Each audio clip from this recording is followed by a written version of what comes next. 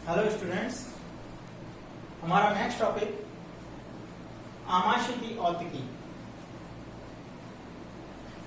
आमाशयिकी structure के बाद आमाशयिकी औतिकी की बात करते हैं, यानी histology of stomach. Histology of stomach. जब हम आमाशयिकी औतिकी देखते हैं तो 4 स्तरों से बनी होती है।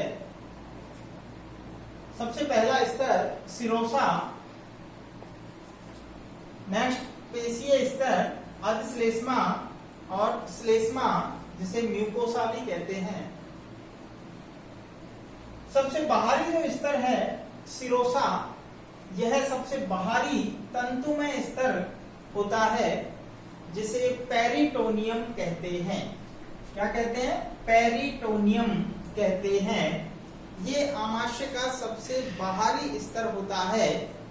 अर्थात इधर अगर हम देखें, ये आमाशय की स्ट्रक्चर है।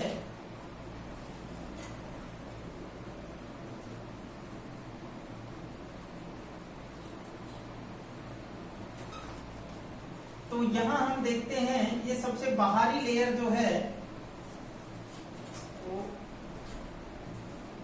ये सबसे बाहरी जो लेयर है ये सिरोसा, देन यहां पर पेशीय स्तर होगा सब म्यूकोसा और ये म्यूकोसा।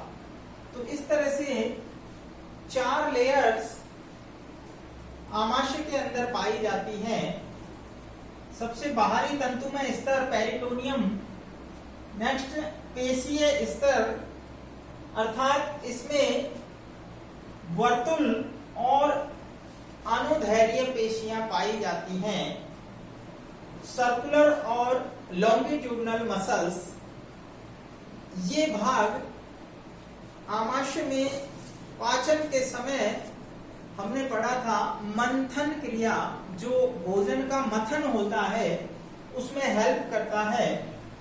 नेक्स्ट अधश्लेष्मा, जिसे सब म्यूकोसा कहते हैं। सब म्यूकोसा पार्ट में रक्त वाहिनियां एवं तंत्रिकाएं पाई जाती हैं, ब्लड वेसल्स और नर्व्स। रक्त वाहिनियां रक्त का संचार करती हैं, जबकि तंत्रिकाएं उद्दीपन को ग्रहण करने में हेल्प करती है। जैसे ही भोजन आता है आमाशय में, तो ये स्टिमुलेट हो जाती हैं और एंजाइम के स्राव को प्रेरित करती हैं। सबसे आंतरिक 4th नंबर का जो पार्ट है म्यूकोसा, जिसे हम श्लेष्मा स्तर भी कहते हैं, यह सबसे आंतरिक भाग है, सबसे आंतरिक लेयर है, और यह श्लेष्मा कोशिकाओं से बना होता है। किससे बना है? श्लेष्मा कोशिकाओं से, म्यूकस सेल से मिलकर बना है। सबसे आंतरिक स्तर है। तो यहाँ सीधी सी बात है, म्यूकस का स्राव होता है और ये आमाशय को श्वेय पाचन से बचाती है। आगे देखते हैं, आमाशय के अंदर मुख्य रूप से हम सेल्स की बात करते हैं। जब हम हिस्टोलॉजी पढ़ रहे हैं तो यहाँ पर ये बात आती है कि आमाशय में मुख्यतः कितने प्रकार की सेल्स हो सकती हैं और पाई जाती हैं। तो सबसे पहले हम बात करते हैं चीफ सेल्स या जाइमोजन सेल्स। इन्हें हम पेप्टिक सेल भी कहते हैं। Peptic cell,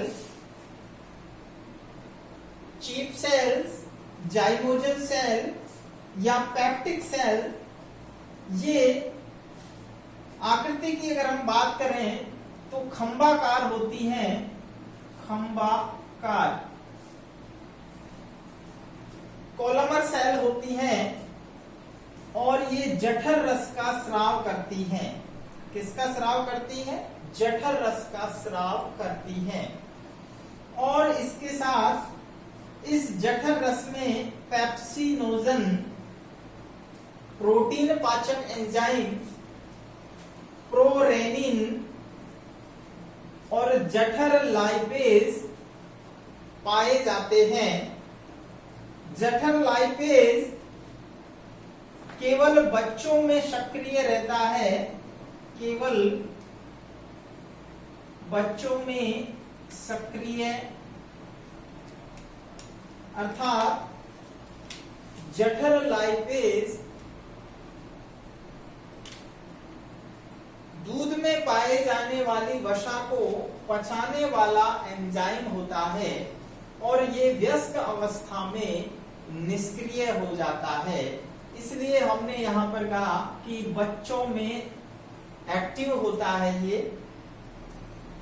next oxyntic cell, ये सेल त्रिभुजाकार या गोलाकार आकृति की होती है और HCl का स्राव करती है, हाइड्रोक्लोरिक अम्ल का स्राव करती है और ये हाइड्रोक्लोरिक अम्ल आगे चलकर आमाशय में अम्लता और पीएच मान को कम करता है, जिससे पाचन में मदद होती है। नेक्स्ट श्लेष्मा सेल, जिन्हें गो ब्लड सेल कहते हैं, श्लेष्मा सेल, गो ब्लड सेल, ये श्लेष्मा का स्राव करती है और यह आमाशय को, जैसा हमने पहले भी बताया था, आमाशय को HCl व प्रोटीन पाचक एंजाइमों की क्षति से बचाता है। यानी जब आमाशय में पूछा जाता है, क्वेश्चन आता है कि आमाशय में जब HCl अत्यधिक अम्लीय होता है तो हमारे आमाशय की जो दीवार है उसको क्षति क्यों नहीं होती है? उसका कारण है गो ब्लड सेल्स की जो लेयर है वो श्लेष्मा का स्राव करती हैं और ये श्लेष्मा आंतरिक जो परत है उसको प्रोटेक्ट करता है इस HCl के विरुद्ध, यानी जो HCl है उसकी क्षति से बचाता है। साथ ही साथ जो प्रोटीन पाचक एंजाइम हाईली कंसंट्रेशन पे होते हैं उनसे भी ये श्लेष्मा स्तर हमें, यानी हमारे आमाशय की दीवार को सुरक्षित रखता है और इसका स्राव, श्लेष्मा का स्राव गो ब्लड सेल से होता है। नेक्स्ट सेल है अर्जेंटाफिन सेल। अर्जेंटाफिन सेल जठर आंत्र हार्मोन का स्राव करती है, यानी इसमें विभिन्न प्रकार के जो हार्मोन्स हैं जैसे gastrin, secretin, serotonin, somatostatin, histamines आदि हार्मोन का स्राव होता है। तो इस प्रकार हमने देखा कि आमाशय की जो औतकी है उसमें एक बार फिर से देखते हैं आमाशय की औतकी, हिस्टोलॉजी ऑफ स्टोमक। इसमें 3-4 पार्ट होते हैं। सबसे बाहरी स्तर तंतुमय पेरिटोनियम कहलाता है। नेक्स्ट पेशी स्तर, जिसमें वर्तुल और अनुदैर्घ्य पेशियां होती हैं जो मंथन में हेल्प करता है। नेक्स्ट अधश्लेष्मा सब म्यूकोसा, इसमें रक्त वाहिनियां और तंत्रिकाएं होती हैं जो रक्त संचार और उद्दीपन संचार करता है। नेक्स्ट श्लेष्मा स्तर म्यूकोसा, सबसे आंतरिक स्तर है जिसमें श्लेष्मा कोशिकाएं होती हैं। इसके बाद हमने की आमाशय के अंदर 3 प्रकार की मुख्य रूप से निम्न प्रकार की सेल्स पाई जाती हैं। तो यहाँ हम 3 प्रकार की न कहकर 4 प्रकार की सेल्स होती हैं। यहाँ पर 4 प्रकार की सेल्स होती हैं। नंबर 1 चीफ सेल्स, जो कि जाइमोजन और पेप्टिक सेल कहलाती हैं, जठर रस का स्राव करती हैं। इसमें पेप्सिनोजन, प्रोरेनिन, जठर लाइपेज होता है।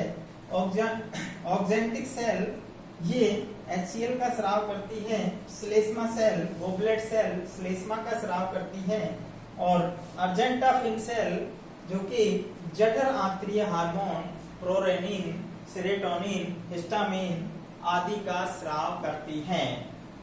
नेक्स्ट,